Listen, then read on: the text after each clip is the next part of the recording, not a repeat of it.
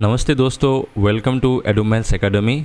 और आज हम करेंगे newspaper analysis from the Hindu newspaper और देखते हैं कौन से न्यूज़ हमारे एग्ज़ाम पॉइंट ऑफ व्यू से इम्पोर्टेंट रहेगा। ये न्यूज़पेपर एनालिसिस संडे 1 सितंबर 2024 का है। तो चलिए शुरू करते हैं। दोस्तों, ये न्यूज़ रिलेवेंट होगा हमारे जनरल स्टडीज़ 3 पेपर से और इकोनॉमिक डेवलपमेंट के पॉइंट ऑफ व्यू से इम्पोर्टेंट रहेगा। जो पहला टॉपिक है ये है इंडिया के 2G इथानॉल प्रोडक्शन को लेकर सरकार के नए प्लान्स के बारे में। ये क्या है, इससे हमारे एनवायरनमेंट और इकोनॉमी पर क्या असर पड़ेगा। चलिए शुरू करते हैं। दोस्तों, सबसे पहले ये समझते हैं कि 2G इथानॉल होता क्या है। 2G इथानॉल यानी सेकेंड जनरेशन इथानॉल एक ऐसा बायोफ्यूल है जो नॉन फूड बायोमास से बनता है, यानी ये उन ऑर्गेनिक मटेरियल्स से बनता है जो खाने के काम नहीं आते, जैसे कि राइस स्ट्रॉ जो हमारे खेत से बचा हुआ मटेरियल होता है। इसका मतलब ये है कि हम फूड क्रॉप्स के बिना भी फ्यूल बना सकते हैं, जो हमारे एनवायरनमेंट के लिए काफ़ी बेनिफिशियल है और साथ ही हमारे एनर्जी नीड्स को भी पूरा करता है। अब सरकार ने डिसाइड किया है कि इस 2G इथानॉल प्रोडक्शन को बूस्ट करने के लिए नए एंजाइम मैन्युफैक्चरिंग प्लांट्स सेटअप किए जाएंगे।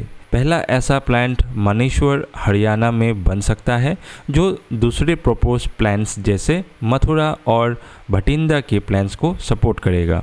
ये प्लांट्स स्पेशली डिज़ाइंड एंजाइम्स का यूज़ करेंगे जो एग्रीकल्चरल वेस्ट जैसे कि राइस स्ट्रॉ को एथेनॉल में कन्वर्ट करेंगे। दोस्तों, ये प्लान पॉल्यूशन को काम करने में भी मदद करेगा। इंडियन ऑयल कॉरपोरेशन ने पानीपत में पहला ऐसा 2G इथेनॉल प्लान सेटअप किया है जो राइस स्ट्यूबल को फीड स्टॉक के रूप में यूज़ करता है। जैसे कि आप जानते हैं, राइस स्ट्यूबल जलाने से नॉर्थ इंडिया में पॉल्यूशन बहुत बढ़ जाता है, लेकिन अगर हम इस स्ट्यूबल को एथेनॉल बनने में यूज़ कर लें तो पॉल्यूशन काफ़ी हद तक कंट्रोल हो सकती है और साथ ही ये फार्मर्स के लिए भी एक नई इनकम का सोर्स बन सकता है। यहाँ हम फीड स्टॉक के बारे में थोड़ा सा जानते हैं। जो फीड स्टॉक है वो एक रॉ मटेरियल है राइस स्ट्यूबल जैसा, जिसको हम इथेनॉल प्रोड्यूस करने के लिए यूज़ कर सकते हैं एंड वही एनवायरमेंटल पॉल्यूशन को रिड्यूस करने में मदद करेगी। इस प्रोजेक्ट का एक और इम्पॉर्टेंट एस्पेक्ट है एंजाइम प्रोडक्शन। एंजाइम्स वो बायोलॉजिकल कैटलिस्ट्स होते हैं जो कॉम्प्लेक्स मॉलिक्यूल्स को ब्रेक डाउन करने में मदद करते हैं। इस केस में ये एंजाइम्स राइस स्ट्रॉ जैसे ऑर्गेनिक मटेरियल्स को इथेनॉल में कन्वर्ट करेंगे। ये एंजाइम्स पेनिसिलियम फ्यूनोकोलोजम फंगस से डिराइव किए जाते हैं और ये प्रोसेस से प्रोडक्शन कॉस्ट में भी लगभग 2/3 का रिडक्शन पॉसिबल है। मतलब ये कि देश को इंपोर्ट्स पर डिपेंड करने की ज़रूरत नहीं पड़ेगी और खर्चा भी काफ़ी कम हो जाएगा। अब जानते हैं थोड़ा broader impact and future prospects के बारे में। नीति आयोग का कहना है कि 1 लीटर इथेनॉल बनाने के लिए 2.3 kg राइस, 2.6 kg मेज़ या 50 kg शुगर केन लगता है, लेकिन ये क्रॉप्स पानी बहुत ज़्यादा कंज्यूम करते हैं और इनका यूज़ फ्यूल के लिए करने से फूड सप्लाई में भी इम्पैक्ट होता है।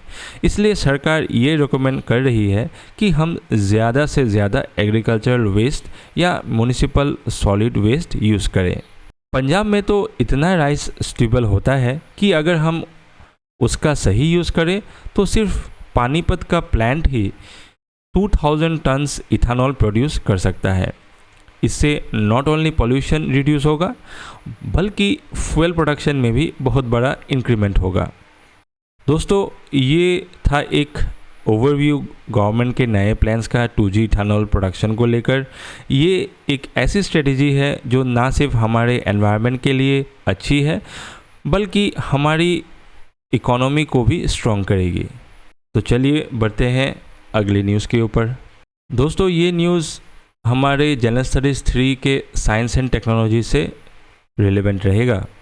दोस्तों यहाँ हम बात करेंगे एक नए ब्रेक थ्रू के बारे में जो कोलकाता के IACS Indian association for cultivation of science के साइंटिस्ट ने किया है। ये ब्रेक थ्रू कैंसर ट्रीटमेंट का फील्ड में एक नई उम्मीद लेकर आया है। तो चलिए शुरू करते हैं और जानते हैं और डिटेल में इसके बारे में। दोस्तों IACS के साइंटिस्ट ने एक नया टारगेट डिस्कवर किया है जो cancer cells specially human breast cancer cells को मारने में मदद करेगा। ये नई डिस्कवरी DNA रिपेयर के प्रोसेस पर फोकस करती है जो कैंसर सेल्स के ज़िंदा रहने के लिए बहुत ज़रूरी होता है। ये DNA रिपेयर कैंसर सेल्स को सेल डिवीजन के टाइम पर सर्वाइव करने में मदद करता है। अगर हम इस प्रोसेस को डिस्टर्ब कर दें तो कैंसर सेल्स काफ़ी कमज़ोर हो जाते हैं। जानते हैं थोड़ा कॉम्बिनेशन थेरेपी के बारे में। इस रिसर्च का सबसे इंटरेस्टिंग एस्पेक्ट ये है कि ये एक कॉम्बिनेशन थेरेपी की तरफ इशारा करता है। साइंटिस्ट ने 2 की मॉलिक्यूल्स को टारगेट करने का प्लान बनाया है, CDK1 और TDP1। ये दोनों मॉलिक्यूल्स कैंसर सेल डिवीजन और DNA रिपेयर में इम्पॉर्टेंट रोल प्ले करता है। दोस्तों कैंसर ट्रीटमेंट में एक बड़ी प्रॉब्लम होती है केमोथेरेपी रेजिस्टेंस। मतलब कई बार कैंसर सेल्स केमियोथेरेपी के इफ़ेक्ट्स को बर्दाश्त कर लेते हैं और फिर से बढ़ने लगते हैं। IACS के साइंटिस्ट का ये नया अप्रोच इस प्रॉब्लम को सॉल्व करने में मदद कर सकता है। अगर हम CDK1 और TDP1 इनहिबिटर्स को एक साथ यूज़ करें तो कैंसर सेल्स के लिए अपने आप को रिपेयर करना मुश्किल हो जाएगा। इससे केमोथेरेपी ज़्यादा इफ़ेक्टिव हो सकती है। जानते हैं clinical applications and future potentials के बारे में। दोस्तों ये कॉम्बिनेशन थेरेपी क्लिनिकल ट्रायल्स में काफ़ी प्रॉमिसिंग साबित हो सकती है। CDK1 इनहिबिटर्स पहले से ही क्लिनिकल ट्रायल्स में है और अगर इन्हें TDP1 इनहिबिटर्स के साथ कॉम्बाइन किया जाए तो ये एक पावरफुल ट्रीटमेंट बन सकता है। इस कॉम्बिनेशन से कैंसर सेल्स के लिए डिवाइड करना और अपने डैमेज DNA को ठीक करना मुश्किल हो जाएगा। इसका मतलब ये है कि कैंसर की रिलैप्स होने की पॉसिबिलिटी भी कम हो सकती है। दोस्तों ये रिसर्च द EMBO जर्नल में पब्लिश हुई है। ये जर्नल साइंस के फील्ड में काफ़ी प्रेस्टिजियस माना जाता है। इस रिसर्च का इम्पैक्ट सिर्फ थियोरेटिकल नहीं बल्कि ये कैंसर के ट्रीटमेंट में एक प्रैक्टिकल सॉल्यूशन भी प्रोवाइड कर सकता है। ये नई डिस्कवरी कैंसर ट्रीटमेंट को ज़्यादा पर्सनलाइज्ड यानी हर पेशेंट के लिए स्पेसिफिक बनाने में मदद करेगी और ये अपने आने वाले समय में केमियोथेरेपी रेजिस्टेंस जैसे प्रॉब्लम्स को ओवरकम करने में भी मदद करेगी। तो दोस्तों ये थी एक छोटी सी झलक उस नए ब्रेक थ्रू की जो IACS के साइंटिस्ट ने कैंसर ट्रीटमेंट में किया है। तो चलिए बढ़ते हैं हमारे आखिरी न्यूज़ के ऊपर। दोस्तों ये न्यूज़ हमारे social justice point of view से इम्पोर्टेंट रहेगा एंड जनरल स्टडीज़ 2 के नज़रिए से भी इम्पोर्टेंट रहेगा। दोस्तों यहाँ हम बात करेंगे एक बहुत ही महत्वपूर्ण टॉपिक पर जिसमें प्रधानमंत्री नरेंद्र मोदी ने कहा है कि एट्रोसिटीज़ अगेंस्ट वुमेन यानी महिलाओं के खिलाफ अत्याचार और बच्चों की सुरक्षा को समाज में एक गंभीर समस्या के रूप में देखा जाना चाहिए। चलिए इस न्यूज़ को डिटेल में समझते हैं। प्रधानमंत्री मोदी ने national conference of district judiciary में कहा कि क्राइम्स अगेंस्ट वुमेन्स के मामले में क्विकर डिसीजंस होना बहुत ज़रूरी है। ये वुमेन और चिल्ड्रन को सुरक्षा का भाव प्रदान करता है। क्विकर डिसीजंस का मतलब है कि केसेस का फैसला जल्दी से हो ताकि न्याय में देरी ना हो। PM मोदी ने कहा कि नए क्रिमिनल लॉज का जो मूल मंत्र है वो है सिटीज़न फर्स्ट, डिग्निटी फर्स्ट और जस्टिस फर्स्ट। इन लॉज का लक्ष्य है लोगों को जस्टिस दिलाना, उनके डिग्निटी और राइट्स की रक्षा करना। यहाँ सिटीज़न फर्स्ट का मीनिंग है कि कानून की नज़र में सबसे पहले जो नागरिक है उनका इम्पोर्टेंस होना चाहिए। Chief justice of India DY Chandrachud ने अपने भाषण में बताया कि केरला में हुई नए भारतीय में जुडिशियल ऑफिसर्स में 70% महिलाएं थी। ये जुडिशरी में महिलाओं की इंक्रीजमेंट को दिखाता है।